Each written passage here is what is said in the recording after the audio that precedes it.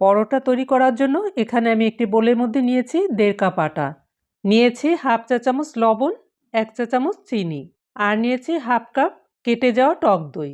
এই দইটা থেকে পানিটা ছেঁকে নিয়েছি। নিয়েছি 1/4 চা চামচ বেকিং সোডা। তারপরে এই দইয়ের সঙ্গে ভালো করে মেখে নিতে হবে। এর মধ্যে নর্মাল পানি দিয়ে মেখে নেব। ঢেকে রেখে দেব 10 থেকে 15 মিনিটের জন্য। 10 মিনিট পরে আমি ডোটাকে নিয়ে নিলাম। দেখুন ঠিক এভাবে আমি 6টি লেচি কেটে নিয়েছি। একটি রুটি বেলে নেব। এখন এই রুটির উপরে সামান্য তেল মেখে নেব। 2 সাইড দিয়ে এভাবে ভাঁজ করে নিতে হবে। আমি প্রথমে একটি ভাঁজ দিয়ে তার উপরে আরেকটি ভাঁজ দিয়ে দিলাম। এবার এ সাইড দিয়েও আরও একটি ভাঁজ দিয়ে নিতে হবে। ঠিক এভাবে চারকোনাভাবে বেলে নিতে হবে। এখন এই রুটিটাকে ভেজে নিতে হবে। প্রথমে এক সাইড অল্প সামান্য হলেই উল্টিয়ে দিতে হবে। তারপরে কিছু সময় অপেক্ষা করে আবারও উল্টিয়ে দিয়েছি।